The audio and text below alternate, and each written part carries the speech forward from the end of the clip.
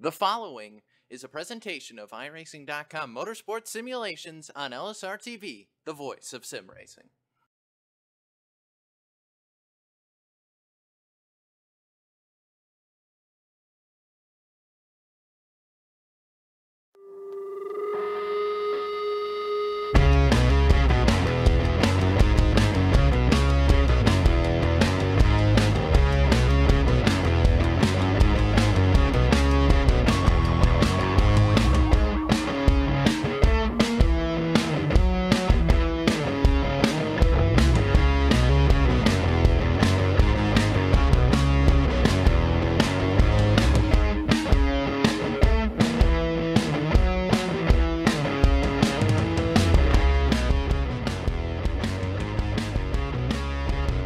Good evening, sim racing fans, and welcome to those of you watching on iRacing Live, Facebook, and YouTube. Welcome to LSRTV's coverage of the RealSimRacing.com Full Throttle Cup Series presented by Gary Mercer Trucking, live tonight from New York's Thunder Road, Watkins, Glen International in Watkins, Glen, New York. I am James Pike, joined tonight in the booth by my colleague Brian Macklin, and joined tonight by the lovely and talented Cisco Scaramuzza down in our virtual production trailer. And Macklin, we went road course racing once earlier this year in Sonoma. We get ready to do it again, but Watkins Glen is definitely a different kind of beast compared to the other track that we run here that is a road course on the Full Throttle Cup Series schedule. Take us through the differences between this track and the other road course out on the West Coast. Well, in my opinion, Sonoma is a much more technical racetrack than Watkins Glen. There's a lot more tighter corners at Sonoma and a lot more heavy braking that goes on there, where here at Watkins Glen, you're going to see a lot of long straightaways. Of course, we have the long front straightaway. Then we also have going up the S's and heading to the bus stop, where they're going to be getting upwards of 160 to 170 miles an hour before having to break down to less than 100. So there's definitely a lot more passing opportunities here than there was at Sonoma, but there's also a lot more of a chance of seeing some carnage here tonight as well. And to introduce you to tonight's field, let's take a look at your starting grid, which will be led tonight by the number 11 of Dylan Jones, who claims the pole with a 1:08.748 lap time. Daniel Eberhardt will start on the outside of the front row in second position. David Comstock will begin tonight from third. Lionel Kalisto with a really strong qualifying effort will start fourth tonight. Nick Silver with new sponsorship this week on that number 24 machines from fifth. Then it's Corbin Hemstreet starting sixth. Trevor Roppolo, who will begin from seventh. Carl Shedd starts tonight from eighth. And it's Brandon Bowie and Giovanni Bramonti to round out your top 10 on the starting grid. And Jonathan Cadell will start in the 11th position, and then right to his outside, or actually inside, will be Andrew Freenar starting in the 12th position. Then we have Corey Wolf starting 13th. Sean Boundy starts 14th, and Sean Castro will start 15th. The Wiley veteran Dwayne Vincent's going to start 16th, followed by Braden Whittaker in the 17th position. And the last driver that took a time here tonight, Ross Cato, he will start 18th. The rest of the drivers on the grid all decided to take a provisional. Christopher Hurlow and David Washington are 19th and 20th, respectively. Our back-to-back winner in 2 weeks, winning at Indianapolis and Pocono. Colson Bermudez will start from 21st position. Gabe Wood rolls off from the 22nd spot tonight. Beginning row 12 on the inside, it's Mitch Rollo in the 96 and Randy Yoakum in the 8, who will start 24th. Shane Ewing begins from 25th tonight, and Joseph LaPlaca and the Resties car honoring Lightning McQueen will start from 26th. Douglas Wyatt begins 27th. Austin Coop will start from 28th, and Andrew Bird will begin from the 29th position to round out your field this evening here at Watkins Glen. And tonight we will go for 50 laps, and with just under 2.5 miles a lap, we'll go for just over 120 miles. So you have about a length of a Daytona or a California or a Michigan here, but it's rolled up into a lot of different twists and turns that you don't really see on any of those other tracks, Brian. Absolutely not, but that's what makes these races so exciting. We only get to do them twice a year here in the Full Throttle Cup Series, and that means these drivers have two opportunities to really show who can do it on the road courses. And we saw back at Sonoma a very exciting race that led to David Comstock getting the win. He starts third here tonight, and you have to believe he'd love to sweep the road courses this season, but he's going to have his work cut out for him because he's got two drivers that are starting ahead of him that were both very, very competitive at Sonoma as well, and that's Dylan Jones and Daniel Eberhardt, and you have to believe they're going to do everything they can to try to make sure he doesn't sweep the road courses this season. they'll have to make that happen, and especially for Kalisto in particular with this good qualifying effort. He is right on the edge in 16th in the battle, the last man on the cut line to make the playoffs if they started today. So you know he'd love to have the win to sort of breathe a little bit easier going into these final few races in the regular season. Yeah, that's definitely something that he's going to be looking for and needs to have at this point. He hasn't had the best of seasons so far, but starting in that 4th position, you have to believe Lionel Kalisto is looking at this as an opportunity. He started on the pole at Sonoma, and he certainly knows how to get around these road courses. But again, he's going to have his work cut out for him because he's got those 3 drivers ahead of him that are all equally as good on these road courses. However, we do have to keep in mind, James, they are going to be throwing 2 random cautions throughout this race, which is going to slow things down, give these drivers an opportunity to come to pit road, work on their cars, and get bunched back up and go after it again on a restart. That's going to be a big playmaker in this race tonight.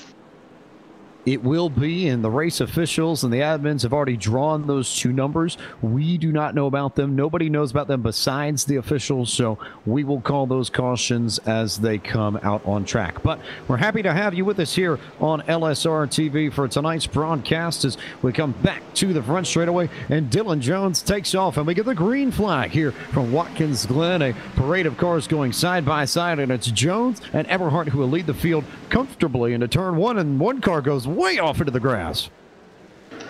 Man, everybody fighting for track position. You see a couple of cars that have lost control of their cars and spun around going into turn 1. That's the trouble with going into turn 1 when everybody's bunched up, is you see everybody's trying to fight for the bottom of the racetrack and then get up through that corner and go up the S's, as we see now. Dylan Jones now is trying to pull away from Daniel Eberhardt and David Comstock. They're making their trip to the first time into the bus stop, and this is a very tricky corner because you're going from 170 miles an hour down to less than 100, and you have to make sure you do that without cutting through the grass or missing the corners and ended up in the sand trap. It's a very difficult corner, and so far it looks like everybody made it through there cleanly, and Dylan Jones is still in control of this thing. Towards the back of the pack, just to note some of the drivers who got a significant amount of damage in that turn 1 incident there. No yellow flag for it, but Jonathan Cadell got a big piece of it. He's the last car rolling on track at the moment. Sean Casto got a little bit of damage on the left front corner panel. I saw Chris Hurlow got a decent amount of damage to that left front quarter panel.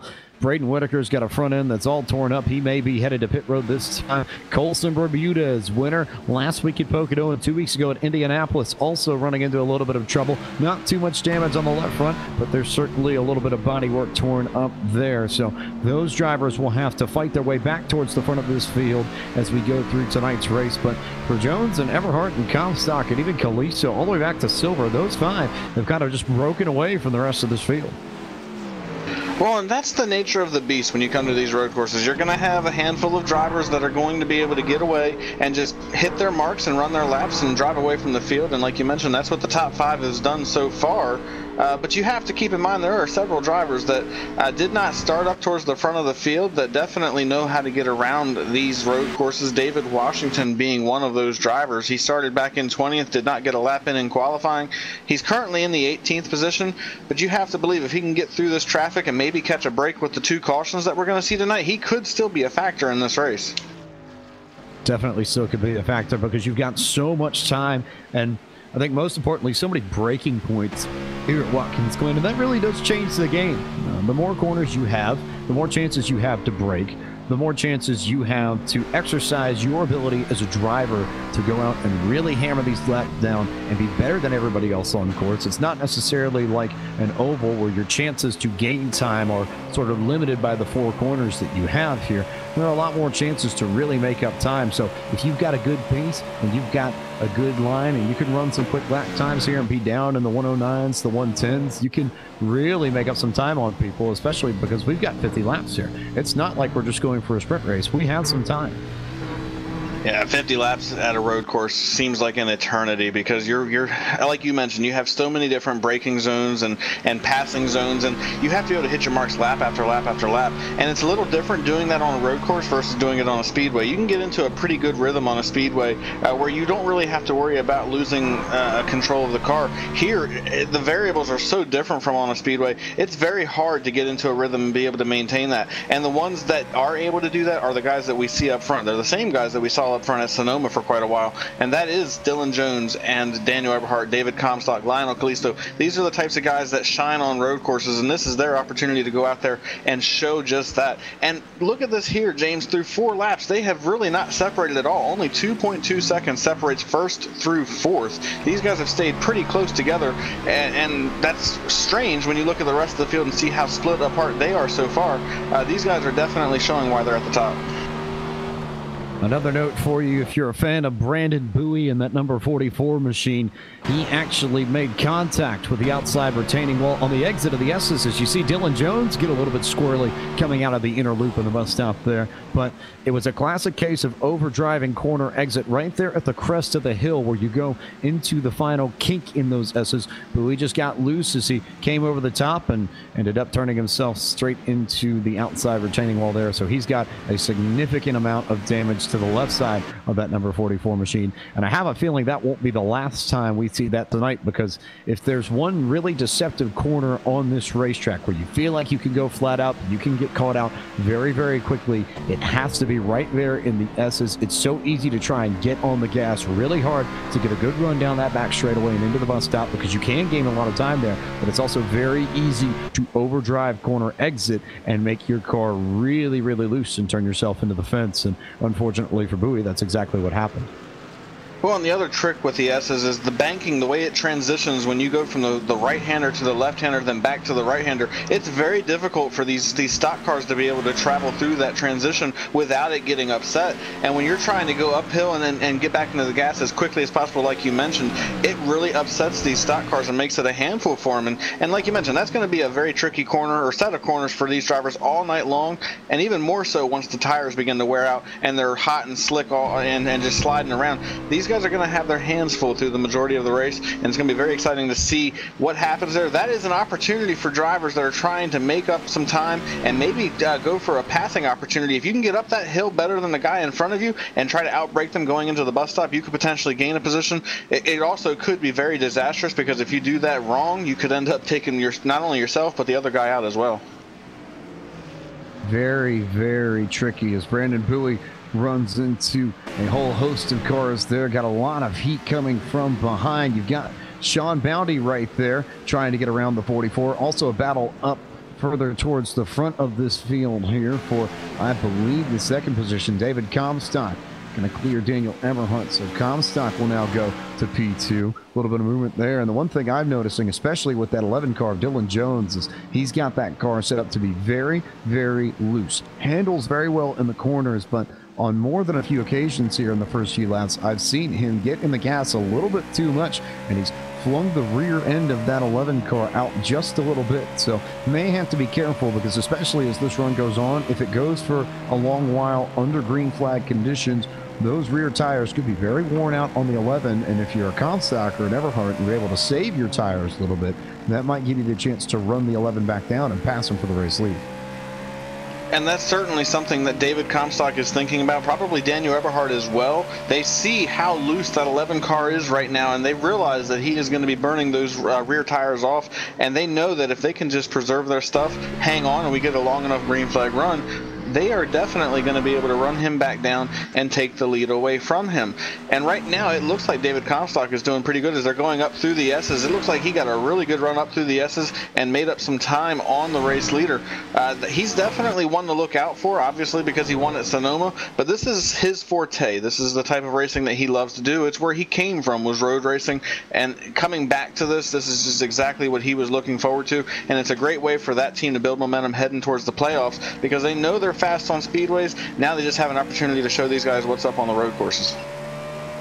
That's really, really tight too. Only a 3/10 difference in the lap times the last time by between Jones and Comstock. So those two are dead even on pace, and it looks like they might be a little bit quicker than Eberhardt, who seems to be slipping away from Comstock and back towards the front bumper of the number 97 of Lionel Kalisto, who currently sits in the 4th position. So we'll watch and see if Kalisto is able to make up some time on Eberhardt, because that could be a battle for 4th. And then you've got a pretty big gap back to Nick Silver, about 3 seconds, and he's kind of in his own no man's land. And then you go back to Trevor Rapallo and Carl Shedd. They're right there in a little pack, and you've got Corbin Henstreet, Andrew Farinas right there. Those foursome those 4 cars there could be in a battle for, I believe, what, 6th, 7th, 8th, and 9th there, if they can get bunched up a little bit. So might be Callisto and then the 6, 7, 8, 9 groups. Those are the ones to watch here at the front of this field at this point in the race.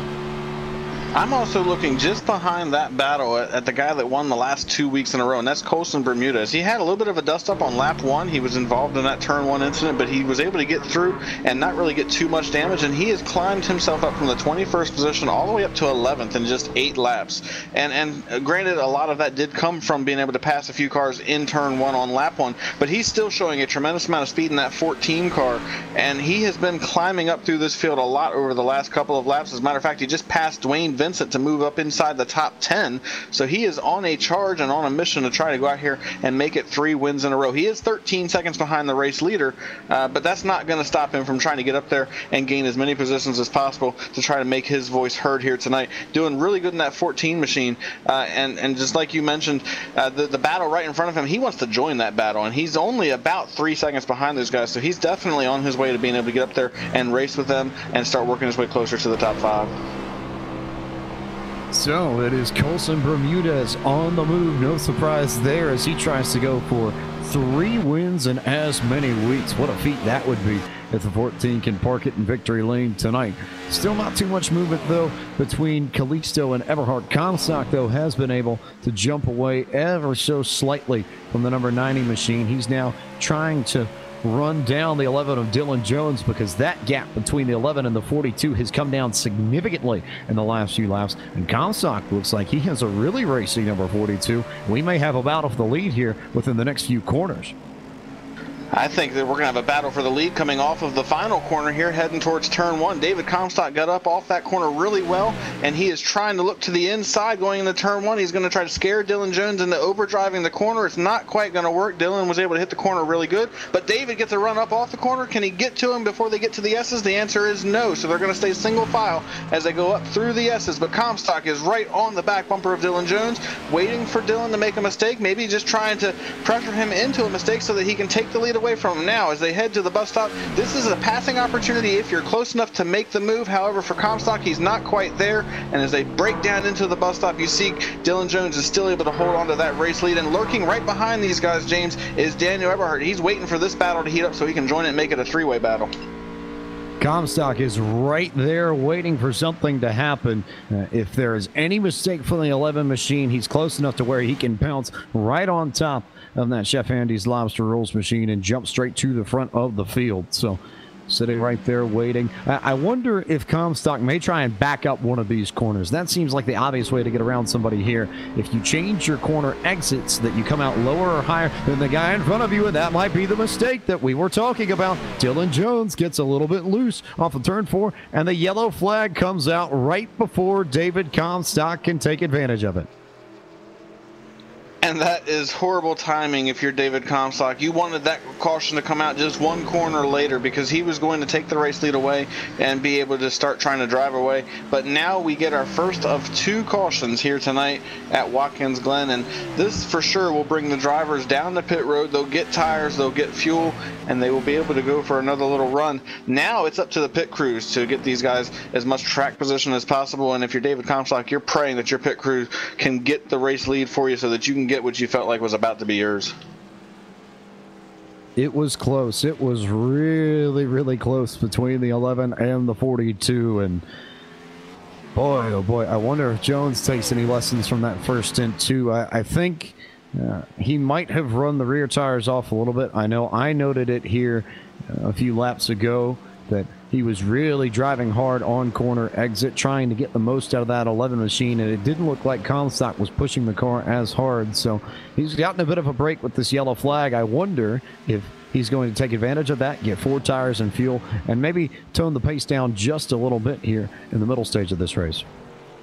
I would certainly think that his crew chief would be telling him that that's something he needs to do, because that was only an 11-lap run, which, yes, on a road course, that's a very long time, but this race still has almost 40 laps left in it, and we don't know when the second caution is going to come out. That second caution could come out with still 20, 25 laps to go. He needs to be able to figure out how to keep those tires on the car for multiple laps, especially now that he's seen that David Comstock's got the long run speed to be able to run him down and eventually pass him, I think they definitely need to do a little something different on the 11 car if he wants to be able to hold on to this lead and be able to hold David Comstock off. Comstock there sitting as we get the field bunched up behind the RUF pace car. Since we're road course racing, that's one that you don't really see too often for these Full Throttle Cup Series drivers. And I have a feeling we're going to see 4 tires and fuel. I get the sense that might be the case, but we'll see what happens here. Do you think anybody tries to take advantage of this and go 2 tires, or maybe try some pit strategy, Brian, to get some track position? I really just think it depends on the situation that you're in. I don't believe any of the leaders will go in there and take 2 tires. I think they want 4 tires. That way they can be on offense this entire race. They don't want to have to play defense and worry about being ahead of somebody that they know is on fresher tires. I think if you're one of those drivers that's looking for their first win of the season, trying to guarantee themselves a spot in the playoffs, this might be an opportunity to go in there, get 2 tires, get the track position, see if you can hold on to it until the next caution comes out, and then go ahead and get your 4 tires there, and then maybe go up there and try to win this race and be a spoiler in this race. However, we're about to see pit stops. We're about to get all the answers to the questions as we are coming around to the front stretch just now, and in a moment we're going to see what drivers elect to do what as they come off the final corner, and they are all heading to pit road. Mr. Pike? So here they come, one by one into pit road. Dylan Jones leads the field, and looks like everybody's going to get into pit road clean. You see a few drivers up there taking wave arounds, and everybody just going to try to hit the box correctly. Make sure you don't overshoot it, and get in, get out, get on your way. Jones leads everybody into the box, and everybody looks like they're all clean. Oh, he had to move up a little bit. Oh, he might have undershot it just a bit. Dylan Jones with trouble on pit road. So how many spots does he lose off that mistake? Well, and we're about to find out now as everybody's getting their 4 tires. Looks like David Comstock, he's going to have a race for the lead coming off pit road. Him and Daniel Eberhardt, not sure who got that. It was very close. Right now, Comstock is staying ahead of Daniel Eberhardt, so it looks like he might have won that race. But a very impressive race off pit road for those 2 drivers. And for Dylan Jones, he did lose multiple positions. Looks like he lost about 5 positions on pit road as a result of that mistake. And he's going to restart in the 6th position when it's all said and done. So very costly mistake for that number 11 machine. Very, very costly. He was the leader before we came into pit road. He comes out now, I believe, in 6th, if my math is correct. Maybe 5th, actually. 5th is what I'm seeing. So Jones with the little bobble on pit stops there, and a whole lot of trouble, a whole lot of things that need to be sorted out. So could be a little bit crazy here, I think, Brian, once we get back to the restart. We're going to have to wait and see. For one driver, though, he got caught speeding on pit road. That's number 24 of Nick Silver. So the track position that number 24 machine had, he's no longer going to have, as he's going to be restarting at the tail end of the longest line, which is going to be very detrimental towards his chances of getting a good finish here tonight, as there are still 23 cars on the lead lap in this race. So he's going to have his work cut out for him when we go back green. We should be getting the one to go this next time by, which will give us an opportunity to see how the field has been shook up as a result of those pit stops. But for David Comstock, he's in control now, and James, that's going to be a very pivotal moment for him. And actually, I see that we have one car that might have stayed out, and that's Sean Casto in the 52 machine. Have not seen where he is elected to go to pit road, so I'm going to eat my words there for a second. It looks like Sean Casto is going to be the race leader, which puts David Comstock in somewhat of a vulnerable position, because he's going to be on the outside line when they head off into turn 1, which is going to allow Daniel Eberhardt to have the opportunity to try to get ahead of him when they get down to turn 1, and maybe try to gap him and get away from him before Comstock is able to get clear of that inside line and be able to get into a rhythm and try to chase him back down. And a note there, I guess, with Casto assuming the race lead on older tires by not pitting, that does move Jones back to 6th. So he will restart 6th after leading this race for the first segment. While we have a moment, we'll remind you that coverage of the RealSimRacing.com Full Throttle Cup Series is brought to you by Joel Real Timing, the official timing software of LSRTV. Whether you spend your time on the sim, behind the wheel, on the pit box, or from the spotter stand, JRT is the go-to software for iRacing timing and scoring analytics.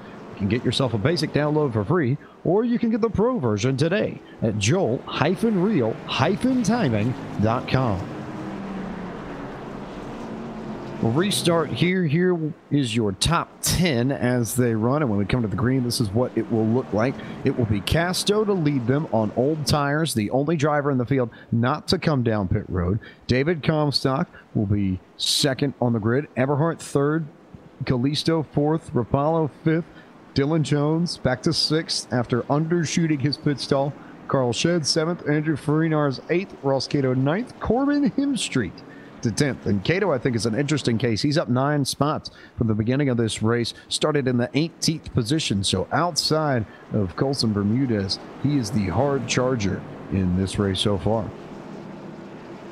Oh, and for Colson Bermudez, he's actually being shown in the 19th position right now. Not really sure what happened. I'm going to go back and take a look at his pit stop, maybe see if he got caught for speeding or had an issue on pit road. But he's definitely shown that he's got the speed to get back up through this traffic, so he's going to be working very hard to get back up into the top 10 as quickly as possible. But we're about to go back green flag here at Watkins Glen. We're going to have one more caution in this race before we go the distance and find out who's going to win. Sean Casto is going to be a race leader. Here we go, James. Getting set to go. We'll see if Casto spins the tires or gets a good restart. Actually held them up perfectly. Got away brilliantly and almost left Comstock for dead because Eberhardt looked like he got a pretty good restart behind the 42. But Casto will be able to clear everybody and at least have the lead into turn 1. No problems behind him as they all get through the first corner easily. And Casto will lead them up through the S's for the first time on this restart on lap 15. Comstock still right there. Then it's Eberhardt. Then it's Callisto. Not really any battles here. You get pretty quickly down to single file once you get up there towards the top of the hill. But they've all kind of strung themselves out very cleanly, quickly, and nicely here. Not too much distance between the top few drivers in the field, though. But here comes David Comstock. He got through the bus stop really well. He's side by side with the race leader now. Sean Casto, Comstock side by side through the carousel. Comstock did not get off the corner the way he was looking to, but he's going to have enough of the momentum to get around Sean Casto and assume the race lead for the first time here tonight. But here comes Daniel Eberhardt. He too is going to try to take that position away. He dove it into turn 6, trying to see if he could maybe get to the inside of Comstock as well, but wasn't quite able to get there. And as they work through turn 7, you see Sean Casto on those older tires. He's starting to fall backwards now as he's given up another couple of positions and continues to drop back. But David Comstock leads for the first time here tonight, and he's trying to drive away from Eberhardt and the rest of this field as they get back to turn 1.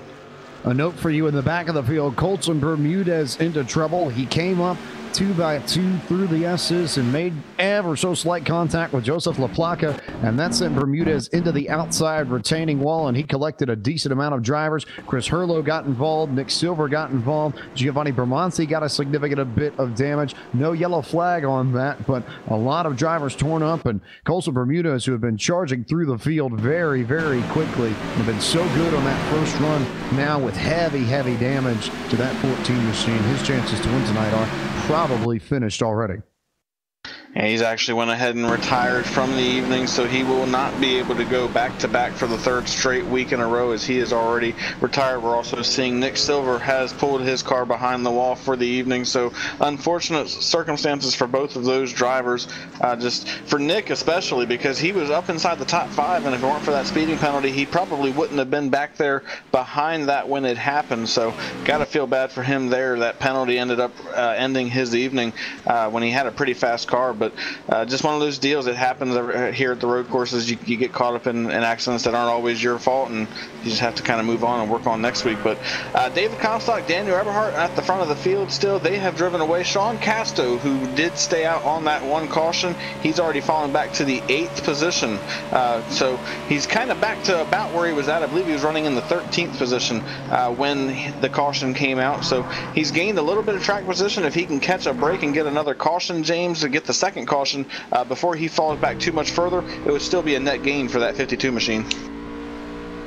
Still would be, but he needs a yellow flag here relatively quickly, because now that these drivers have separated themselves and there's more space between these cars. It's easier for them to pick off Casto with the older tires, and he should start to fall back to the field a little bit quicker now that we're into this green flag run. He's under fire from David Washington to the number 98 machine as they come out of turn 7, and he just lets the 98 car go. So next in line should be the 69 of Corbin Hemstreet to take over the next spot from the 52 machine, which I believe would be 9th.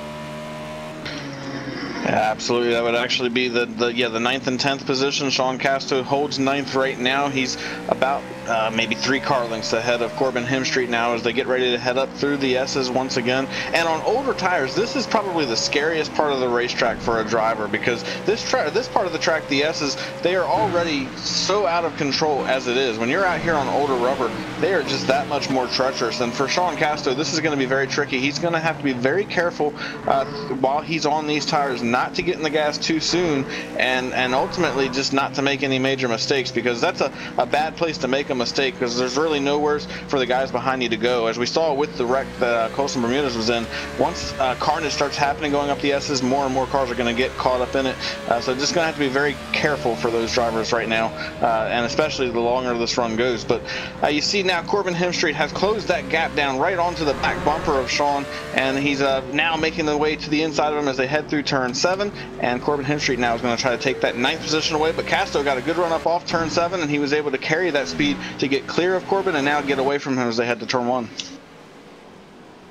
Casto still out there hanging on here, but there's a lot of fast cars behind him. You see Dwayne Vincent, who went a little bit wide there in turn 1, but he's still right there. Hemstreet's still right there. Gabe Wood is right there, all ready to pounce on Casto. So if you're the 52 machine, you're just hoping you don't make any sort of mistake here. And if you're Hemstreet, you're trying to find any which way you can to get around him. And your best chances are probably going to be in the braking zones, of which this one they're coming up to here. Turn 4, the bus stop, the chicane, a very, very good place to try and get around someone.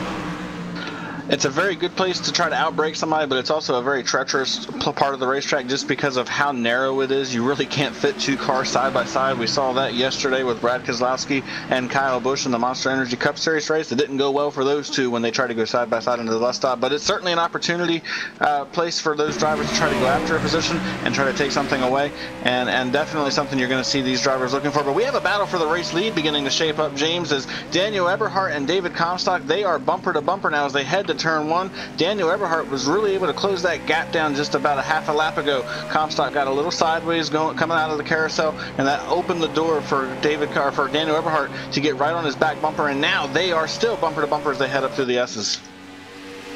Trying to find a way back to the race lead, or back to the point here. Hasn't led tonight, but he's got himself a few wins already this season. Daniel Eberhardt trying to go get another one here on the road course, and is just doing a really nice job stalking Comstock. I think at this stage of the race, that's what you try to do. You try to force the 42 to make a mistake, because at this stage, it's a lot easier to try and do that than it is to force your way through the 42 and maybe use the chrome horn to get around that Gary Mercer Trucking Monster Energy machine. So they'll sit there and run nose to tail, first and second very tightly. And then there's a battle shaping up here for the 3rd spot. Dylan Jones trying to go get back what he had, and he just drives it deep in there in turn 7, right underneath Lionel Callisto. He probably will have the spot at the line, and Callisto will just go ahead and let him go. So Dylan Jones restarted 6th after undershooting his pit box and stopping too soon and too shallow into the box there under yellow flag. Restarted in 6th, now up to the 3rd position, trying to go get that lead back. And the problem with going to get that lead back is that he's 2.8 seconds behind right now. And we noticed on that first green flag run that the longer the run got, the slower that 11 car became, and that Comstock and Eberhardt were actually able to close back down. And right as the caution was coming out, David Comstock was making the move for the lead. So now you have to wonder, has Dylan Jones learned his lesson and decided to take his time and try to manage the tires on this run? He had to restart back in the 6th position. He knew he was faster than a couple of those drivers that were immediately ahead of him, and that was evident because he's moved all the way back up to third. Now, was he able to hold on to those tires and keep them cool enough and with enough rubber left on them to be able to chase these two back down and get back up there to him to take his lead back? And one thing he's definitely going to be looking for is for those two drivers ahead of him to start racing for the lead, because on road courses, it's very difficult to go side by side here without giving up a tremendous amount of time, and that's something that if they started doing would be very beneficial to Dylan as he's sitting back there. He actually did gain about a 10th right there, but on road courses, that still leaves you with a lot of time to make up. These two at the front, though, James, they're staying pretty close to each other, and like you mentioned, Eberhard is just stalking that 42 machine, trying to force him into a mistake, and so far he hasn't been successful. But the more you stay in a guy's mirror like that, the harder it is for you to be able to not make a mistake if you're the driver that's leading. So definitely doing exactly what he needs to do to try to get in Comstock's head and try to make him make a mistake. There is an excellent album by the famous band Boston that I think applies very well to Comstock's case right now, and that would be Don't Look Back, because the more time you spend in the rear view mirror and not looking out the front windshield, the easier it is for you to make mistakes. It's very, very easy to see that car coming, and especially when you know it's Eberhard and you know he has speed, you have to watch out and be careful and make sure you don't give him an easy opening to get past you, because Eberhard has enough experience. He can take advantage of that and make it a very, very quick pass for the race lead. And you see going off into turn one, Eberhard, I think he tried to outbrake David going into the corner. He got sideways coming out of turn one and is going to give up a ton of time as they head to the S's. Not being able to carry speed up through the S's the way he wasn't able to, that's going to allow Comstock to really open up this lead by well over about a half a second, maybe closer to a second by the time it's all said and done. And that's a very pivotal mistake for Eberhard, because he was right on the back bumper of David Comstock, and if he could have just stayed there, he eventually probably could have been able to make the move on Comstock for the race lead. Now he's got to work his way back up there, and he's also going to have to worry about, did he heat up those tires and get them upset to where he's not going to be able to charge down Comstock? He might have to ride here for a couple of laps and just get those tires cooled back down so that he can actually drive as hard as he would like to. A very simple mistake from Daniel Eberhard. As you see the replay, it wasn't much. He just tried to get in the gas too much coming out of turn one, and he sent that car sideways just a little bit. It wasn't a lot, but it cost him about 5, 6, 7 car lengths to Comstock. And instead of being able to stalk the 42, now he's kind of halfway in between Comstock and Dylan Jones, who's been driving to try and catch those two leaders since the drop of the green flag off that first restart. So a little bit of trouble here, and you cannot beat yourself. That's the easiest way to lose a race here in the Full Throttle Cup Series. You just have to make sure that you hit your marks, run your race, and if you end up trying to alter somebody else's race more than run your own, you end up doing things like what Eberhard just did, and you end up hurting your chances to win. Yeah, unfortunate for Eberhard there, but he still has an opportunity to run him back down. We have a nice battle, though, shaping up towards the back half of the top 10. We've got Carl Shedd, Andrew Freenars, David Washington, and Brandon Bowie. Or actually, Brandon Bowie's a little bit further back, but those other 4 drivers are very close together. Carl Shedd is in front. He's actually got Trevor Rapallo right in front of him as well, that is trying to hold on to the 5th position. So a very nice battle shaping up between these 4 drivers, and Carl has been kind of doing what we were talking about Eberhard doing with Comstock. He's been stalking that 9 car for the last couple of laps, but the problem that he has here is he's got somebody right behind him as well, so he can't just stalk. He's eventually going to have to try to make that move and try to take the position away, or he could be at risk of losing that position, as Freenars has actually really closed that gap down just in the last couple of corners and is right there, only about 2 car lengths off the back bumper of Carl. As they head to turn 1, looks like Trevor Rapallo got into that corner pretty well and is trying to get away from these guys, but these 4 drivers, James, they're staying pretty close together. This is a really exciting battle.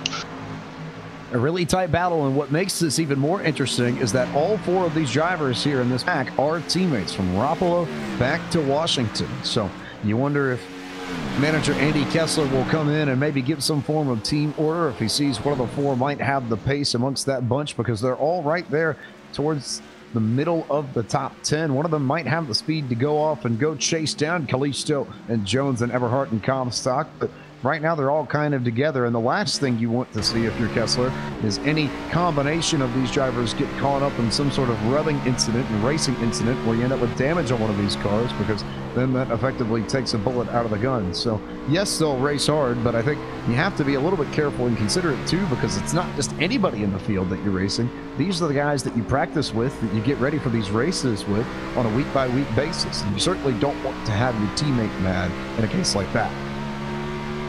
Well, and that is a tricky game to have to play there, but at some point you have to start looking out for yourself and go out there and just worry about what's best for your own team and your own car. And as we get closer to the end of this race, as we actually did just cross the halfway point of the race, these drivers are definitely going to start getting more aggressive, not only with themselves, but with everybody around them, just trying to shape themselves up and get them closer to the front. We are still waiting for that second caution of the race, though, that will bunch these guys back up one more time, allow them to come to pit road as a group. And we might see more mistakes on pit road like we saw with Dylan Jones that could completely change the outlook of this race in the second half. And since we've crossed halfway, it's time to go ahead and take a look at our iRacing Midway Race Break, which is brought to you tonight by iRacing, the leading online racing simulation. Developed from the beginning as a centralized racing and competition service, iRacing organizes, hosts, and officiates races on virtual tracks all around the world. In the fast-paced world of esports, iRacing is a one-stop shop for online racing, with officially sanctioned racing from NASCAR, IndyCar, IMSA, the World of Outlaws, the Cars Tour, USAC, Blancpain GT, VLN, and more. David Comstock is your leader through 26 laps. Daniel Everhart runs in the second position. Dylan Jones currently sits in the third spot, and then it's Lionel Calixto in fourth. Trevor Rapallo sits in the fifth spot at the moment. Carl Shedd is back to, I believe, seventh now, because David Washington has just gotten around him for sixth. And then it's Shedd in seventh, or maybe eighth now. Farinars actually pops up on the board in seventh. Maybe trouble for Carl Shedd here. Brandon Bowie currently sits in eighth. Gabe Wood ninth. And Corbin Hemstreet currently running in 10th, still looking for the Shedd car. So maybe trouble for the 45 machine. He slipped out of the top 10, it looks like. Carl actually had a moment coming out of turn one. He got loose coming out of the corner, spun out, and actually hit the tire barrier on the inside of the racetrack. And unfortunately, it looks like his night is over. He's on pit road, but right now being scored in the 11th position is Corbin Hemstreet, followed by Dwayne Vincent in the 12th position. Then we have Shane Ewing sitting 13th. Ross Cato is 14th. Sean Castro has slipped all the way back from the race lead back to the 15th position. So that call to stay out not really working out too well for the 52 machine.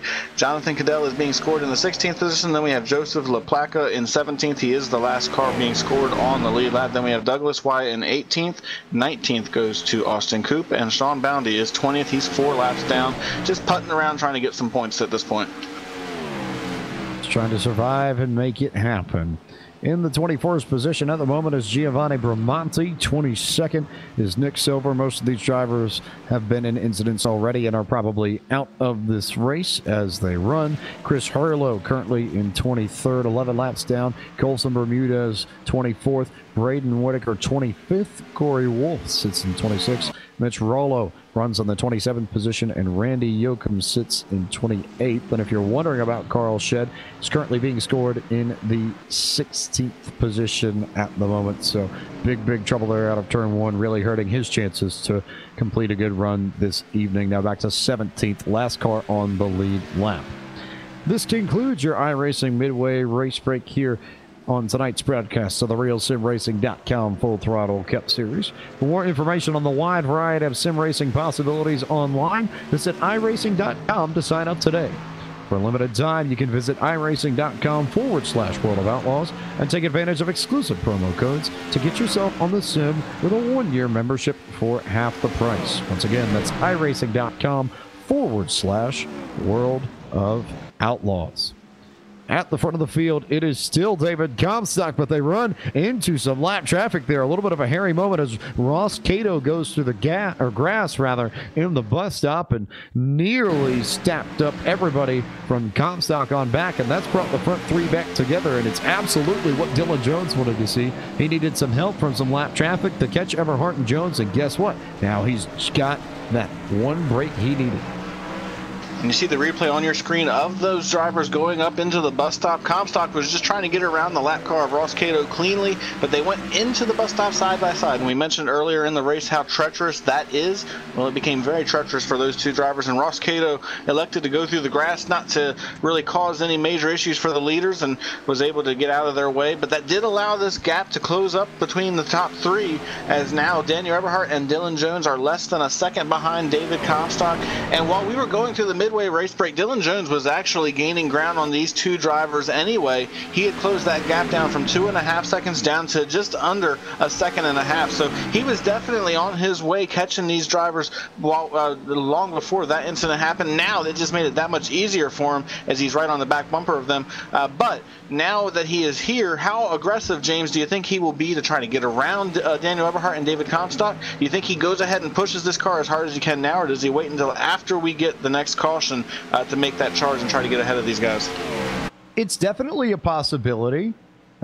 Well, there we are. Never mind. Let's change the game a little bit and throw a yellow flag on this field. We'll get confirmation here quickly whether or not this is the second of the two random yellows that will be thrown tonight as per RealSimRacing.com rules. Hearing from the scoring tower that it is, in fact, that second yellow flag. So we will go green the rest of the way if we can keep it clean without having to worry about that rule, as we've seen the yellow flag for the second time here as they work lap 31.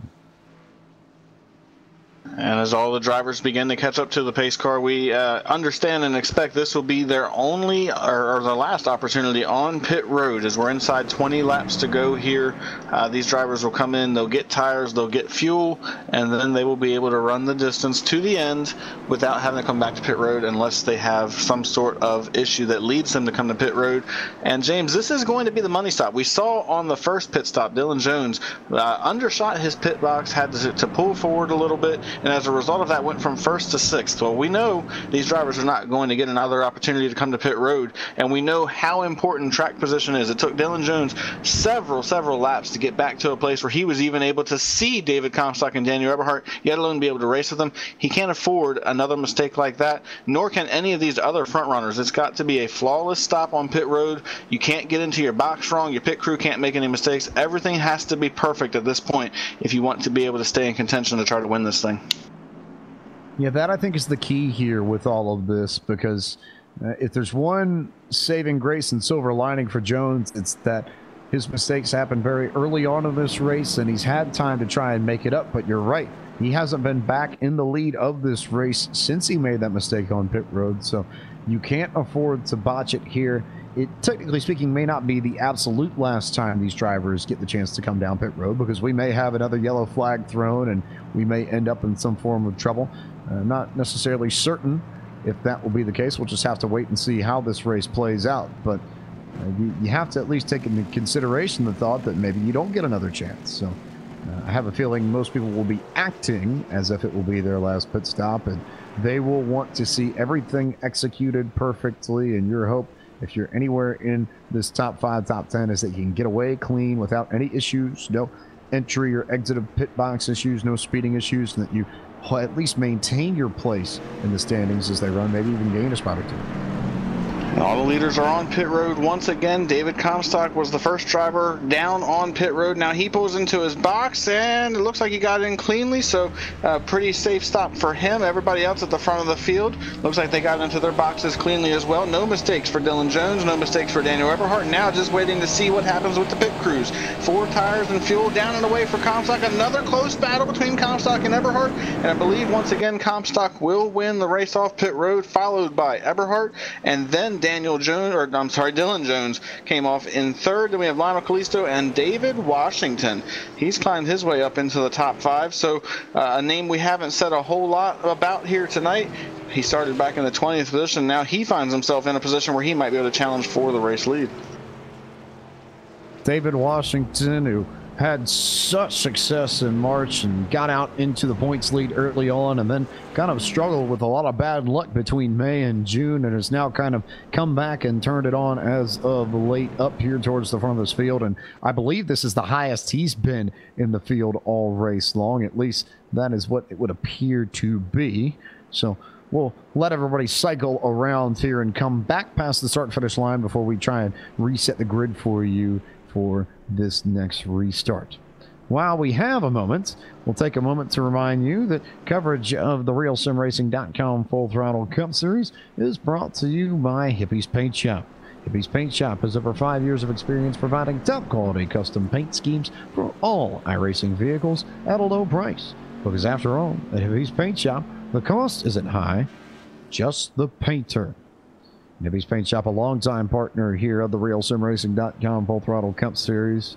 But now, if you're a regular watcher on Monday nights, you know Dwayne Vincent has long carried their colors, as has Doug Roth and Douglas Wyatt. So I got a few Hippie's Paint Shop cars in the field, and they love to represent the folks over at HPS week in and week out here in the Full Throttle Cup Series. And pace car actually ducked to pit road right there, so we're going to go back green flag. I was not expecting that at all, but Sean Casto takes off once again as the race leader. Looks like Austin Coop made his way to pit road. He was sitting in that second position, but unexpected green flag puts us back under green here, and here comes David Comstock already as they get up through turn one and now head towards the S's. Comstock is going to try to charge, and he has to go after Sean Casto yet again, much like he did on the last restart, but this time he's going to have a little bit of competition as here comes Daniel Eberhardt side by side as they get to the top of the S's, and now everybody's fighting for position to try to get around Casto. Looks like Comstock was able to get ahead of Daniel Eberhardt, and now they stay behind Casto as they head through the bus stop for the first time. This is the spot where Comstock was able to make the move on Casto for the lead on the last restart. Looks like he's going to try again as he goes wide, and now here comes Eberhardt once again to his inside through the carousel.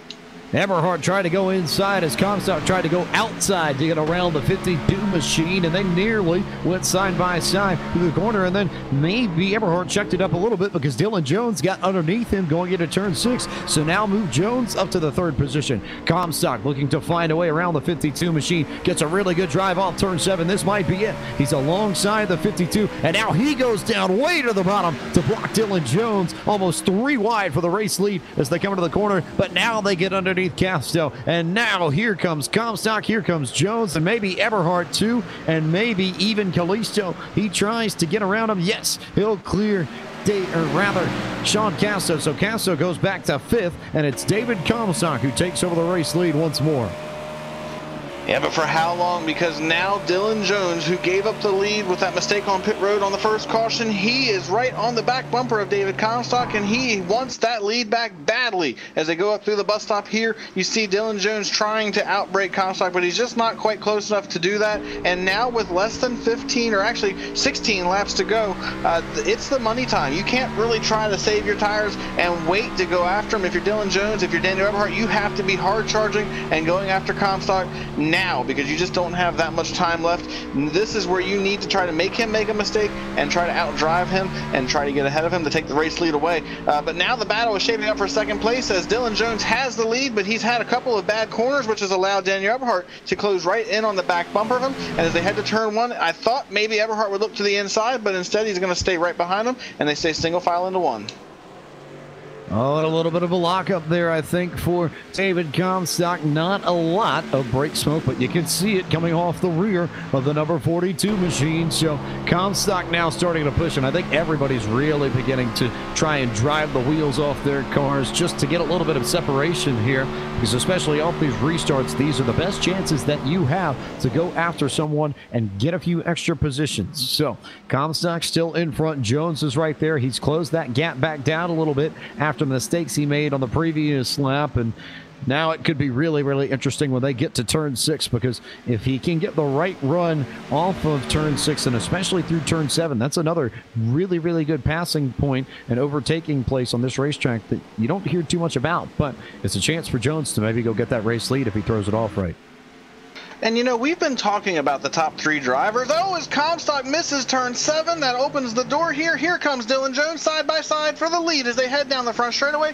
Dylan Jones was able to take advantage of that, and now he has the advantage as they head to turn 1. He's got the inside line. Comstock's going to drive in there deep, trying to hold him off. He pinches him down and is going to try to clear him as they come off turn 1. Comstock holds him off and is able to keep the lead. Now as they head up through the S's here, Dylan Jones has to regather himself and try to make that move once again. He had that opportunity. Comstock got loose going into the turn 7. He overbraked and was not able to get the car slowed down the way he wanted to. That opened the door. Now Dylan Jones has to try it again. As they head to the bus stop now, here comes Dylan Jones looking for the race lead. Eberhardt right behind him as well. These guys are all over each other here with less than 15 to go.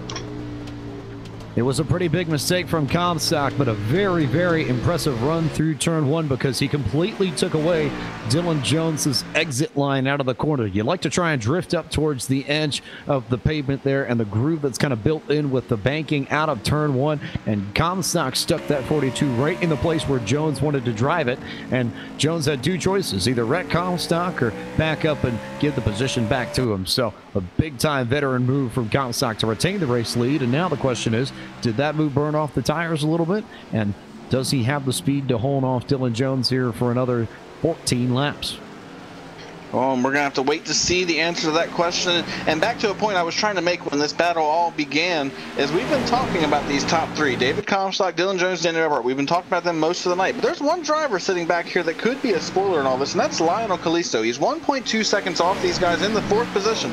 If these three drivers start racing pretty hard and get kind of aggressive with one another, he could be in a position to take advantage of something going wrong, and he might be able to steal a win and get his first win of the season, which would guarantee himself a spot in the playoffs. So he's sitting back here with a very fast car, and if something goes awry for the guys in front of him, you have to believe he's going to be ready to pounce. I don't know if he quite has the speed of the front three, but the front three are so close that if anything happens between those cars, he is absolutely the man that would profit from some sort of contact or sending off of the main racing line that would occur between any combination of Comstock or Jones or Eberhardt. Jones now trying to run back the 42 down. Looks like he's been able to gap Eberhardt by about a car length that last time by, so they're starting to spread out a little bit. Same can be said for Kalisto. There's a gap developing to the tune of about half a second between Eberhardt and the 97 machine, so you're starting to see those front three begin to exercise control on this field once more, and I think now it's all a matter of how many corners do you run clean and how many do you mess up, and how many opportunities does that give the driver behind you to make a pass, make a move, set something up so that they can take advantage of it and maybe go get the position from you. Well, at this point, it's all about being aggressive, as Dylan Jones did not get through the bus stop good at all, and that's going to cost him a ton of time. It's also going to cost Eberhardt a ton of time because it checked both of those drivers up. It looked like Dylan Jones was trying to be very aggressive going into the bus stop, maybe didn't brake as much as he wanted to, or was just experimenting with going a little bit quicker, but it did not work out for him as he had to check up a ton going through the bus stop in order to keep that car on the track, and that's going to open this gap up a little bit more as you see Comstock now working his way past the lap car of Joseph LaPlaca. Joseph was able to get out of the way for all of the leaders and allows them to go by clearly, and continues to pull over to let these guys by. So still a clean battle at the front of the field for all these drivers, but that mistake by Dylan Jones opened that gap up by about another 1/10.5, which now makes it a half of a second difference between first and second. So David Comstock now, if you're looking in your rearview mirror, you're seeing that car get smaller. Now if you're him, James, what do you do? Do you just stay aggressive, or do you start trying to be a little bit conservative, just trying to hang on to your tires and try to save something for the last stretch of this race? I have the sense the answer to that question is to just kind of hold serve and do what you've been doing, because that whole little incident for Jones started when he went really, really deep into the bus stop. He tried to get alongside Comstock, whether or not that was because he changed his braking point and got on the brakes a little bit later than he normally does, or whether or not he was trying to get a spot in beside Comstock. We don't necessarily know, but that is what happened at the end, and the result was the same, that he overdrove that first corner in the bus stop and didn't get a good run through the middle and the exit of it, and that cost him some time. Now, on this lap here, as we come to 11 to go, he's been able to run down Comstock a little bit and get some time back. As they come across the stripe, we'll look at the lap times here, and we'll see that in comparison, it was really, really tight. Maybe a second, maybe a 1/10 of a second there. Yes, 1/10 of a second between Jones and Comstock. And now we see a battle developing here for third. Maybe some issues for Eberhardt that last time by, while we watch the front two cars, because Lionel Kalisto is as close as he's been to the 90 machine. And he's been staying right on the back bumper of Daniel Eberhardt over the last couple of laps, and with the mistake that we saw Eberhardt have, he was able to really close that gap down. But Eberhardt that time got up through the S's really good and was able to open that gap back up on Lionel Kalisto. So these two drivers are about a second and a half behind the race leaders, still in contention for this thing if something were to happen. But they are right now, they're just kind of hanging on, hoping for an opportunity to get back into this. And how about Dave Washington? Started back in the 20th position. And is sitting in that 5th position right now. Certainly one of our biggest movers of the night. In fact, I believe he is our biggest mover of the evening, as the only other driver that's really had a drive up through the field quite like him has been Gabe Wood, who started back in 22nd. He sits in the 10th position right now. Both those two drivers took provisionals and have found themselves inside the top 10 inside the last 10 laps of this race. Really, really big runs for both of those drivers as we hit 10 laps to go. Jones is kind of now stonewalled there behind Comstock. Didn't really get that much of a better lap that last time by, a 109.488 to a 109.475. So he was only about 100th of a second faster than Comstock. So those two are, for the most part, dead even on pace. The only thing that is of note, I think, is that they're both definitely quicker than Eberhardt, who's really fallen off these last few laps, as he doesn't really get a good run through the bus stop there. He's all over the grass. Maybe this is the opportunity that Lionel Kalisto needed to get around the 90 machine, because he definitely gave some time up to the front two there, and maybe he could drag Kalisto into a podium finish, which would be good for him. I know it's not necessarily what the 97 would want, but any good points day will help in the effort to try and make the playoffs, especially when you don't have a win like he does. It's not necessarily the way you want to get into the playoffs, but he'll take it and make it work. And now I see this 90 car. He's running over curves. He's crossing himself up on corner exit, and I wonder just how much he has left on those 4 Goodyear Eagles that are underneath that Ford Fusion, because that car certainly looks like it's lacking for grip at the moment. Yeah, it looks like that he really drove that car hard on the restart, just trying to stay with Comstock and Dylan Jones. Unfortunately, just used the tires up, and I think in these last 10 laps, he's just going to be hanging on and trying to hold off the guys behind him, which Lionel Kalisto, like you mentioned, he would love to get that 3rd place. That would tie his best finish on the season, which was back at Daytona.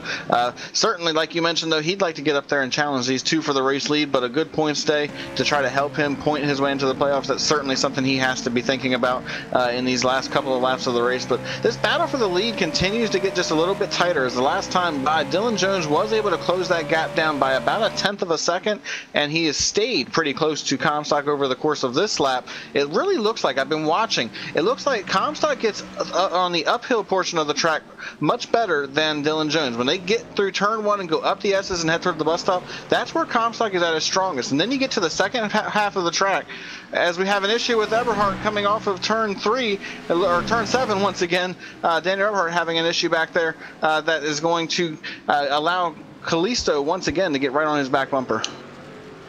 Even lap times there for your front two, a 7:11 to a 7:26 for Jones.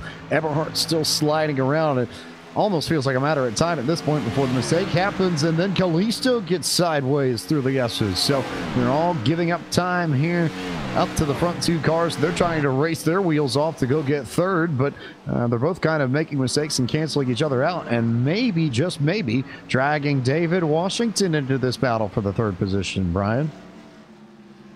Well, and he's definitely close enough to where he's going to be a factor in this thing before it's all said and done. And he's been running some pretty comparable lap times to the guys in front of him, to where he certainly could get up there. He's actually been 2 to 3/10 of a second a lap faster over the last couple of laps, and definitely has a pretty fast car here that could give him an opportunity to maybe go after a podium finish. Meanwhile, the battle for the lead has really tightened up, as Dylan Jones is all over the back bumper of David Comstock once again. He was able to get through turn 6 and 7 and close that gap down to less than a car length. Now they head to turn 1, which is one of the hardest braking zones on the racetrack and one of the best passing opportunities, but Dylan Jones was not able to get there. He stays on the back bumper of Comstock as they head up through the S's. There's the difference that you were looking for. 2/10 faster that last time by was Dylan Jones over David Comstock, and looks like we've got some separation for 3rd, so we'll watch this here. Battle for the lead. They'll try and go into the bus stop. Jones thinks better of trying to drive underneath David Comstock here, so they'll hang tight for the moment, and Jones will try and gather it back up and see if he can get a really good run here through the carousel. Nothing yet. It almost looks like Comstock might have gapped him by a car length up on the top section of that track. But as you noted, Macklin, especially through turns 6 and 7, that's really where Jones has shined over Comstock, and he may be able to get a good run through here, gets a really good break into turn 6, might be able to set up something off turn 7 to go get the lead into turn 1. Well, and that's been his strongest part of the racetrack all race long, and once again it is as they come off turn 7. Dylan Jones was able to get another great run up off the corner, and he's closing that gap down on Comstock once again. Now they head to turn 1, which is once again one of the hardest braking points on the track, and you can see these guys getting into the corner. It looks like Comstock got in there just a little hot, and that allowed Dylan Jones to try to close that gap in just a little bit more. Now they head up to the S's, which has been the strongest part of the track for David Comstock, but Jones gets a really good run up through the S's this time, and might be able to make a move here. If he can get close enough to Comstock before they get to the bus stop, he might be able to try to outbrake him. Does he try to make that move as they head to the bus stop? The answer is no. He's going to stay right on him, almost makes contact with him as they head into the bus stop, has to check up just a little bit. Now gets a great run as they come out of the bus stop, and he's looking to the outside through the carousel, but just not quite close enough. But he's going to get a good run through this carousel. He might be able to carry that speed to turn 6.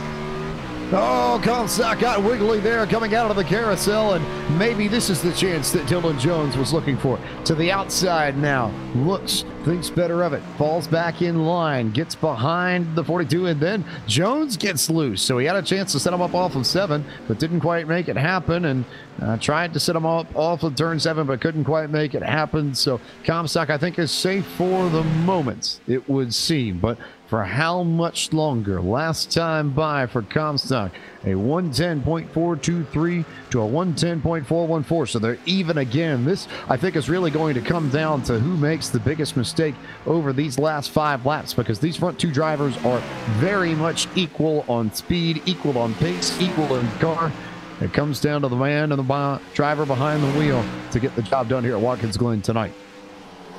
And look at Jones once again. He looked like he was going to make that move going into the bus stop, but just wasn't close enough to be able to get there. This is where he was really able to carry some speed on the exit of the bus stop last time around, but he's not able to carry that speed this time as they work through the carousel. Comstock has opened up this gap by about a car length, which doesn't sound like a lot, but as close as they've been over the last couple of laps, that's got to feel like a sigh of relief for that 42 machine. He can breathe just for a moment now as they head to turn 6, which has been one of the stronger corners for Dylan Jones, and he's able to once again close that gap down, and he's trying to get closer as they head to turn 7.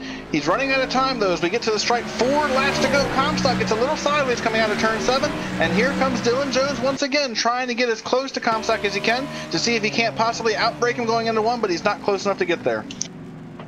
A 67 to a 99, so 300s faster that last time by for Dylan Jones. It's really, really tight here, and everybody's getting squirrely all over the place. And while we've been watching this battle up front, we'll also make note here that Daniel Everhart has slipped back right into the clutches of Lionel Calisto. So as good as this battle for the lead has been, we may have an even better battle coming for 3rd place in just a few moments. We'll try and keep track of both of those as best we can as we come down towards the conclusion of this race. Still at the front of the field, though, it's Comstock and Jones sitting right there. Comstock weaving his way through the bus stop into the carousel. Maybe went a little bit higher than he would have liked, but that might have forced Jones a little bit wider than he would have liked on corner exit there. And we'll watch and see what happens when they go through turn 6 and 7. And Dylan Jones right on the back bumper of Comstock once again. Now they head to turn 7. Another big braking opportunity for Dylan Jones. Not able to get there, but gets a great run coming up off the corner. This is his opportunity. Comstock did not get off the corner the way he wanted. Dylan Jones right on the back bumper, but I think Jones might have slipped up just a little bit as well, as he was not able to carry that speed down the straightaway. Now they head to turn 1. Comstock drives it in there. Jones drives it in there deeper, and he runs a little wide coming out of turn 1. Now they head to the S's. Jones actually almost went through the grass as he came out of turn 1. Now they go up the hill once again, and it looks like Comstock got a pretty good run up the hill this time. He's trying to pull away from Jones, and he does. He pulls away by about 2 car lengths now as they head towards the bus stop. It was another 3 100ths for Dylan Jones that last time by, so he's been very slightly faster than the 42, but he doesn't have the track position, and he hasn't found a way to get around Comstock yet. So we'll keep an eye here. Goes wide, though, through the carousel again, and Jones is going to be able to close on corner exit. It wasn't the greatest run through the bottom of the carousel for David Comstock. Now coming to 2 laps to go when they come to the white flex drive, and here they come into turn 6. They'll come to 2 to go when we get to the stripe. I got thrown off there because I thought Jones might be able to go to the inside of Comstock and make it happen. He'll try and go to the outside a little bit higher, and there goes Comstock. He gets crossed up once again. Jones should be there when they get down to turn 1. Will he make the move here with 2 laps to go? I thought he was going to try to dive it in there to the inside of Comstock, but he's going to try to go to the outside, see if he can't stay with them as they head to the S's. He's not going to be able to. Comstock gets clear once again over Dylan Jones now as they head up through the S's once again. That was probably Dylan Jones' best opportunity as they go up towards the bus stop now. They're carrying a lot of speed. Jones trying to get there, trying to make a move. He's not quite close enough. Will he try to outbrake him as they head into the bus stop? Here comes Jones looking to the inside. Is he close enough to make it happen? The answer is no. Jones is not able to get there. Comstock holds on, and now they head to the carousel where Dylan Jones has been so fast and able to carry a tremendous amount of speed. This is going to be one of his last opportunities to try to get door to door with Comstock and try to outbrake him going off into turn 6. Comstock got a little sideways, but he's able to hang on as he tries to pull away as they come to the white flag. Comstock weaving all over that second straightaway into turn 6 just to block the 11 machine. And how hard do you push this? If you're Dylan Jones, you qualified on pole, you had the fastest car, you probably still have the fastest car as they come to the white flag.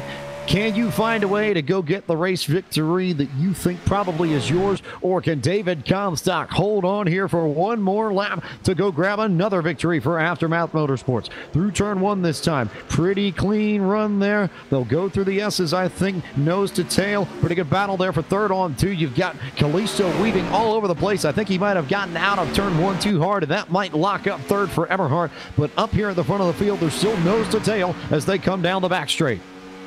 One more opportunity into the bus stop. Dylan Jones knows he's got to make the move as they head to the bus stop. He's not close enough to do anything with Comstock, so he's going to try to carry that speed off the corner. He gets a great run through the bus stop. Now they head to the carousel for the final time. Dylan Jones all over the back bumper of David Comstock, makes contact with him through the carousel. That was not what he needed to see, though, as Comstock carried a great run off the corner, and now he's got to head to turn 6 for the final time. Got about a car length gap back to Dylan Jones. 2 corners left for Comstock. Can he make it happen here and get through these corners clean? Makes it through 6 clean. 1 more to go for Comstock. 1 more chance for Dylan Jones, who drives it in deep. Just about got into the rear of Comstock, but that should do it. David Comstock holds on over Dylan Jones and will pick up the victory tonight at Watkins Glen. Jones will bring it home second, and then it was Daniel Eberhardt who was able to hang on in third. So after all of that hard racing amongst our front 4 drivers, it was as you were basically coming out of pit road after the second caution. Not really much change there, Macklin. Your top 3 for the most part stayed the same.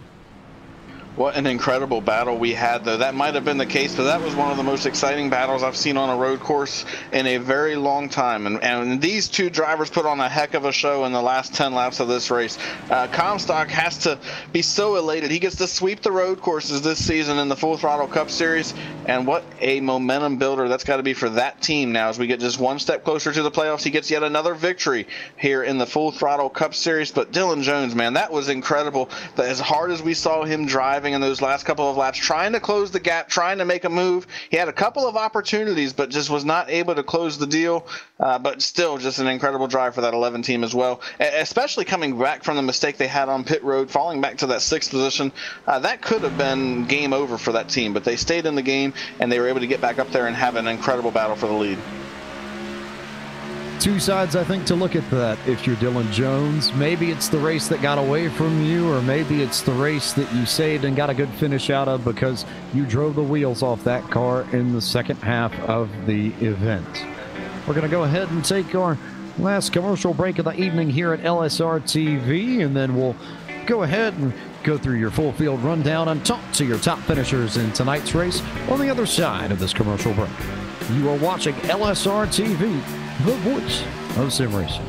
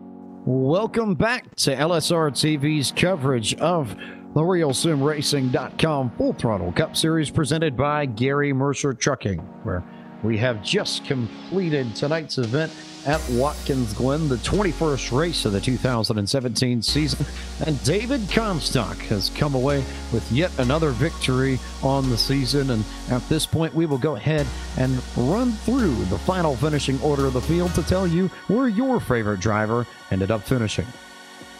Comstock picks up another win on the road courses, so he sweeps both Sonoma and Watkins Glen in the 2017 season with his victory tonight. Dylan Jones had the pit stop error and didn't quite get deep enough into his pit stall there on the first round of pit stops and tried to drive all the way back to the front and came up one spot short, finished second this evening. Daniel Everhart was top 5 all night long, finished third. Same can be said for Lionel Calisto, who finishes exactly where he qualified in the 4th spot. David Washington with the hard-charging drive of the evening to finish 5th after starting at 20th. Brandon Bowie picked up a few spots from his qualifying effort, started 9th and finishes 6th tonight at the end of the evening. Andrew Farunar's +5 goes to 7th after starting 12th when the checkered flag falls. Trevor Rapallo finishes in the 8th spot. Gabe Wood with another really good run from 22nd up to the 9th spot. And then Sean Castro didn't quite have the pit strategy work out for him, but he still managed to get a top 10 for that number 52 team. A great run for Sean getting that top 10 finish. How about Dwayne Vincent finishing in the 11th position here this evening? Then Shane Ewing will come home 12th. Ross Cato gets 13th. And the last car to finish on the lead lap here tonight is Jonathan Cadell. He'll get a 14th place finish. 15th goes to Joseph LaPlaca, followed by Austin Coop in 16th. Joseph was 1 lap down. Austin is 3 laps down. Then we have Sean Boundy in 17th. He finishes 3 laps down. The rest of these drivers here tonight did not finish the race. They had some type of an issue, whether it be an accident or a mechanical failure. They are all out of the race. 18th goes to Corbin Hemstreet, 19th Carl Shedd, 20th is Douglas Wyatt, and then the rest of the field, Giovanni Bramante, Nick Silver, Christopher Hurlow, Colson Bermudez in 24th, Braden Whittaker is 25th, followed by Corey Wolf, Mitch Rollo, Randy Yoakum, and Andrew Bird, finishing out your 29 car field here tonight at Watkins Glen. And now, James, you got to talk to him back at Sonoma when he won the road course out there. You're down in victory lane once again with David Comstock, who gets to sweep the road courses this year. A big, big win indeed for David Comstock, who comes home tonight with a victory and sweeps both the road courses. And I believe, if my math is correct, picks up win number 4 of the 2017 season. And David, Cisco and I saw you at the Bojangles Summer Shootout at Charlotte Motor Speedway last Tuesday, and we asked you what you thought of Watkins Glen, and you said you were excited for the road course race. You felt like it brought out the best of your driving ability in comparison to some of the other tracks we run on the Full Throttle Cup Series schedule. And lo and behold, here we are a week later, and you have managed to pull it off and sweep the road course races. Talk about especially that last few laps of the battle with Dylan Jones, because he didn't quite get past you, but he gave you everything you could handle. Yeah, that last run, it was kind of like a mirror image of the prior restart that we had. We were starting second, and Casto stayed out for that track position, and it took us a little bit extra longer to get by him than I anticipated. I thought we'd be able to get by him. It's kind of like the same time we did that first time. And then once we did, we had a gap, we maintained it, and then the handling went away really bad. It was inconsistent. One lap it was tight, next lap it was loose, and so it was tough. It was really tough for me to try to find that balance in between to do what I need to do to not have Dylan get so close to me and close up to me, but he did, and we had a real good battle. It was really clean. Yeah, he gave me a couple shots, but it wasn't like he was trying to wreck me. He gave me a couple shots because he wanted to get by me, which I'm all for that. And so long as it doesn't wreck any of us, I'm fine with ribbon racing type deal. Can you talk about the balance between racing out of the front of your windshield and racing out the rear view mirror, especially after Jones had that issue on pit road where he undershot his box and missed it a little bit and lost a few spots? Did you have any idea that he had made that sort of mistake, and did that play into the way you raced the final green flag run? No, I didn't know he shot through his box. Once we got to the lead, I'd look in the mirror every now and then, but I was more so focusing on hitting my marks. And then when I was looking at the last few laps, when Dylan was getting to me, that's where it was more mirror driving. down the straightaways to see where he was at, what he was doing. So I tried to do my best to run my race, and almost gave it away there. And how big is it to you to get 4 wins now on the season? That puts you tied with David Washington for most in the Full Throttle Cup Series up to this point.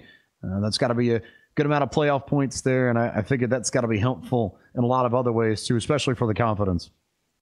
Yeah, absolutely. That just makes sure that we're for sure good for the postseason or the playoffs there. And then also it like you said, it kind of lets everybody know that we're definitely a contender to fight all the way to Homestead. And, as long as we can get through the rounds and get to Homestead, I feel like we're going to be a contender when we get there. Well, before we let you go, as always, we'll give you the chance to send your thank yous and your shout outs to everybody from your base here down in the Charlotte area. So one more time, who makes it happen for the 42 team? Everybody at Aftermath Motorsports, their support for allowing me to come over here and run here at Real Sim Racing. And you guys are broadcasting every single week on LSRTV here, and sponsors on the car, JT Plax Plus, Bandcan, new sponsor there with Bandcan. They released their website out last week. It's pretty much you go over to their site, and it's like an all-in-one website that gives everybody like the uncut truth of like their favorite artists and bands and reviews and stuff like that. So go check out their website, bandcan.com. And also with JT Plaques, they're giving away a photo plaque to the last post that was shared on their page. So if you go over there and like and share their page, or that last post that was made, you'll have a chance to win a plaque of the photo that was on that post. And then Monster Energy, Gary Mercer Trucking, everybody all watching, all the fans, family, appreciate you guys. JD Laird as well for painting my cars every single week, Hick and Jix, EJ Brakes. Thank you guys. And just to be clear, I think the promo code for the trophy, since you finished in the top 3 as always, is David3, I think, on jtplax.com. Yes, David3. Thanks for reminding me. Jonathan would be upset with me if I didn't say that either. I know Heitzman, he would give you a little bit of trouble, but not too much. It's not necessarily in his nature. But we'll let Heitzman be happy to go off and get a little bit more publicity from your 4th win of the season and let you go off and get ready for next week. So thanks for the time, David, and we'll see you in Michigan. Appreciate it. Thank you. See you next week. So there's David Comstock, victor tonight for the 4th time in 2017. And we'll turn it over to Brian Macklin, who has the man who came up just short in this race. Your runner-up tonight in the Full Throttle Cup Series at Watkins Glen, Dylan Jones. Man, and just short is an understatement. Dylan, you came up just a couple of corners shy of being able to get a victory here at Watkins Glen. Take us through that incredible battle you had with Comstock over the last 10 laps of that race. Oh man, it was a battle. I'm still sweating a little bit here. It's pretty exciting when Sim can get you sweating a little bit and get your heart rate up. That was a great ending to the race. We did all we could right there. I mean, we gave him 2 of the chrome horns, and he was able to hold on to it really well. That one through the carousel there, I thought for sure that was going to get him loose, and he was able to hold on to it there. So he did a great job right there. Man, and that was absolutely incredible to watch. And we just talked to David Comstock, and he said that he's all for the little Rubbins racing and the chrome horns. He had a blast racing with you like that.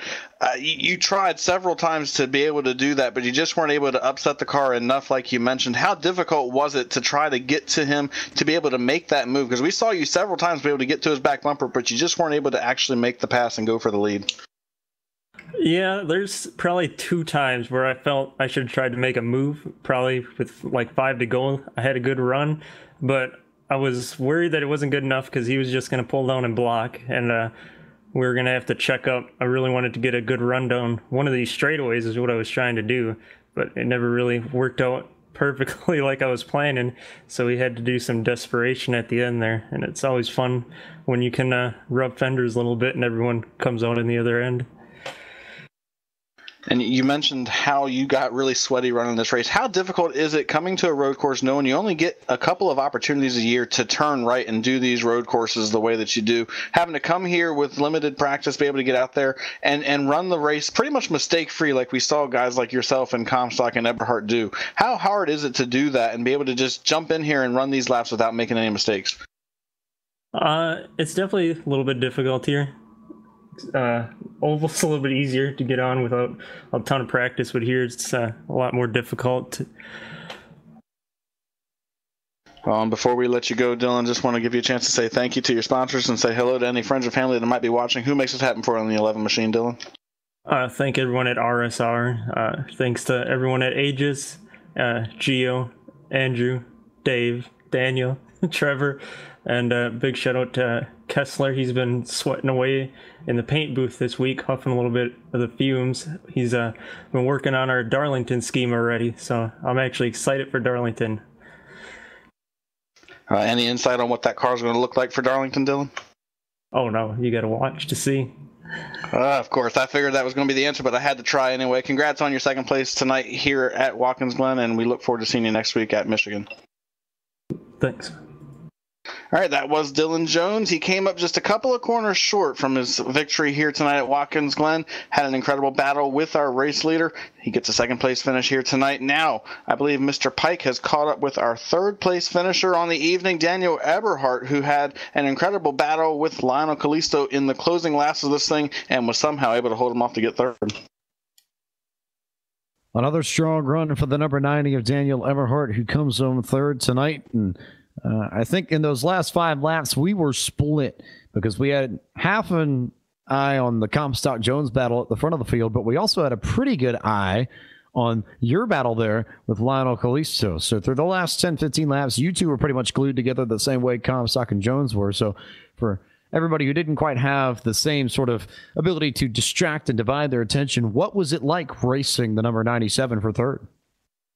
I believe I hit every wrong corner here at Watkins Glen the last run. I burned it up, and I should have been up there with them guys, but Callisto was giving me a heck of a run at the end of that, and I was trying to just stay in front of him, but I could tell he was just as loose as me coming off of every corner, and it's all about who can get the power down first. So keeping the rear tires under it is a real big key here at Watkins Glen, and that's one thing I failed at in this last run. I did good the first 2 runs. If I could go back and run them and we didn't have no cautions the rest of the race, I think I could have held up there with Dylan and David. I felt like I was just as fast in the first 2 runs.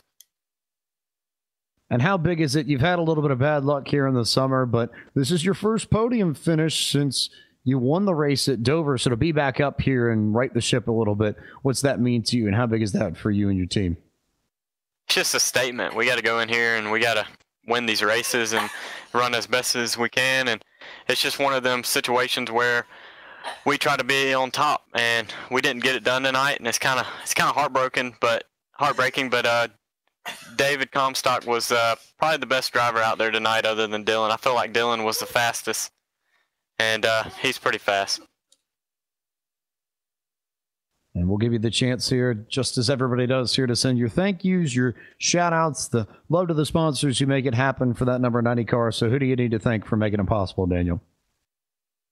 I got to thank PowerTech Racing. They're pretty helpful to me, and thanks to them for coming on this season and sponsoring me, and all the Aegis guys, David and all them guys that are they're helping each and every week. And big congrats to David Comstock tonight. He deserved it. I think that's 3 or 2 wins for him this year. So we got to get back up there and get on the top of this thing. We need to be finishing first. There's nothing better than finishing first, and that's what we push ourselves to each and every week. I got to thank my beautiful girlfriend who sits here every night, just watching me every night. And I got to thank the good Lord above for giving me these chances each and every week.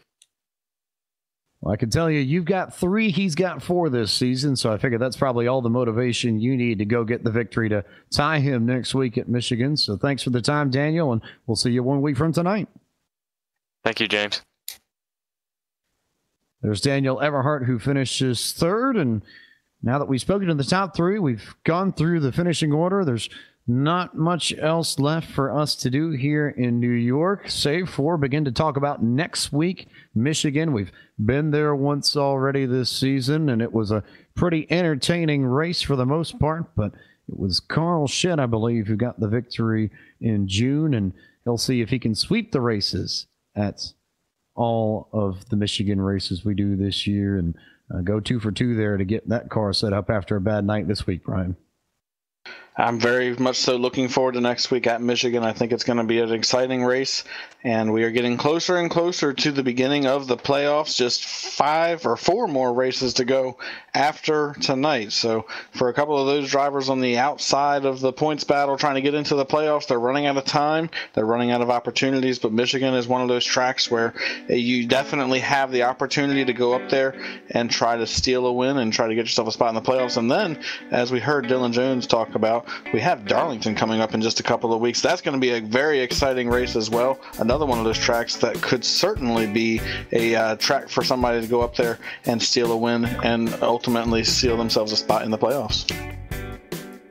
Getting down to it here, Michigan, Bristol, Darlington, Richmond, all that are left before the playoffs begin. And I think of fuel mileage in particular. That's something that tends to be a factor in things at Michigan, especially that you don't really see at any of the other 3 tracks. So if you can play pit strategy, if it's your sort of thing, I think you're looking at next week. If you haven't locked yourself into the playoffs yet, that's where you try and make it happen. But we have to wait a week before we get there. And we'll be back here next Monday night, 9:35 p.m. Eastern Daylight Time for LSRTV's coverage of the RealSimRacing.com Full Throttle Cup Series live from Michigan International Speedway. But for tonight, that will conclude our coverage from Watkins Glen here on LSRTV for the RealSimRacing.com Full Throttle Cup Series presented by Gary Mercer Trucking. So for my colleague up in the booth, Brian Backlund, for our lovely and talented producer, Cisco Scaramuza, in the virtual production trailer, for Doug Atkinson, Kyle Barnes, and the admins at Real Sim Racing, and for Laura Lawson, DJ Lyon, and Evan Pasoko, and LSRTV, I'm James Pike. Thank you for watching tonight's broadcast, and we will see you next Monday night in the Irish Hills of Michigan.